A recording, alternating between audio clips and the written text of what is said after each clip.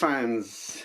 Well, from one extreme to another, wasn't it? Last night Burnley played Wolverhampton Wanderers at Molineux, and defensively we made a mistake again, give the ball away, and that resulted in the goal.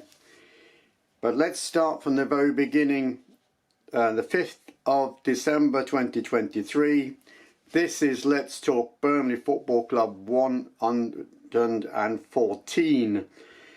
Wolves played with a 3-5-2 formation and Burnley played with their normal 4-4-2. The previous game that Burnley played away at Wolverhampton Wanderers was on the 1st of December 21 and it was 0-0.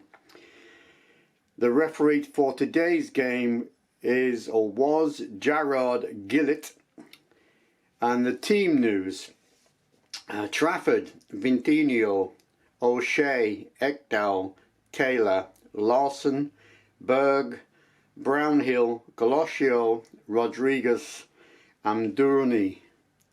Sounds like a good formation, very similar to the one we beat Sheffield United 5-0. Substitutes: Muric, Goodmanson, Zaori, Ramsey, Akdal, Tereso, Delox, Audebert. Sounds like a good team overall, and Burnley did play very well in the first half leading up to the goal, but there was a mistake given in the 42nd minute. Wolves scored. Wang Chan assisted by Kunya. Silly mistake, shouldn't have happened. Possibly could have had a 0-0, possibly even had a goal from some of our attackers, but go from the very beginning. 2nd minute, Brownhill got a yellow card. 36th minute, Burnley substituted Galoscio because he got injured. I don't know how bad it is. With Goodmanson, there were some people on the internet saying, why was Goodmanson put in the place of Galoscio? It should have been Zaori put in his place. But anyway, he was injured, so nothing you can do about that. And then came the goal, as I said, in the 42nd minute. It went into half time, and I've got the stats for half time. For Burnley, 41% possession, 8 shots, 3 on target. So by the sounds of it, that we were doing very well. I mean, we're shooting and we had shots on target. 3 corners and 6 fouls. As for Wolves, their stats was 59% possession, 3 shots, 2 on target, and 1 of those scored. 3 corners and 4 fouls. In the second half, 53rd minute, a yellow card for Sander Berg. 63rd minute, Taylor, yellow card. 70th minute, Burnley substitute Tresor replaces Brown Larson. Burnley double substitute, Redmond replaces Ekdal and Audebert replaces Vintinho. I mean, Burnley in the second half didn't seem to have the momentum to actually score or get further up the pitch than what Wolves were doing. Wolves were a bit more aggressive. They seemed faster on the wings. They took on the Burnley defence, and the Burnley defence was a little bit short, and they were making mistakes, as I've said before. But the result: Wolverhampton Wanderers 1, Burnley 0. So now we come to the full-time stats. Burnley 49% overall, 12 shots, 3 on target, 8 corners and 15 fouls. And Wolves had 51% possession, 7 shots, 4 on target, 6 corners and 11 fouls. So by the stats, it looked like Burnley had the better chances at 12 shots, 3 on target, As for Wolves, they had 7 shots and 4 on target. So Burnley seemed to be a little bit depleted in I'll say enthusiasm, and possibly they were getting a little bit leg weary in certain areas of the pitch. But again, it's not a thrashing, it's just unfortunate that Burnley's defence made that mistake, giving the ball away and enabling Wolves to score. Other than that, Trafford was very good. He stopped quite a lot of shots. So now we're going to go for the league positions. Not much has changed. Everton has still got to play, and so have Sheffield United. As you know, Luton, I mean, I don't know why Luton could score 3 goals against Arsenal.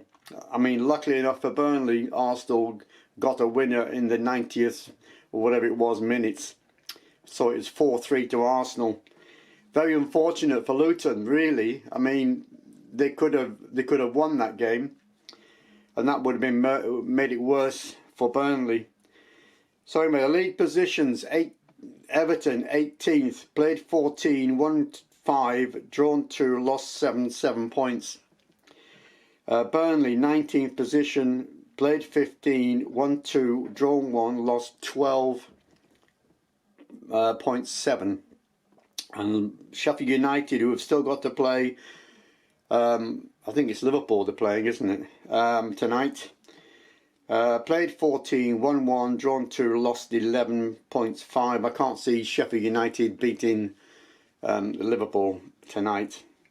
Now our next matches, up and coming on the 9th of December, away at Brighton. Another difficult game for Burnley. Brighton are really showing what they've got. They're a pretty good team. 16th of December, we're home to Everton. Another chance possibly to get one over at Sean Dyche. Hopefully we can do that. On the 23rd of December, away at Fulham. Another difficult match. And then on Boxing Day, 26th of December, we're home to Liverpool. So hardened Burnley fans would be saying that we can get at least 3 points from 4 games.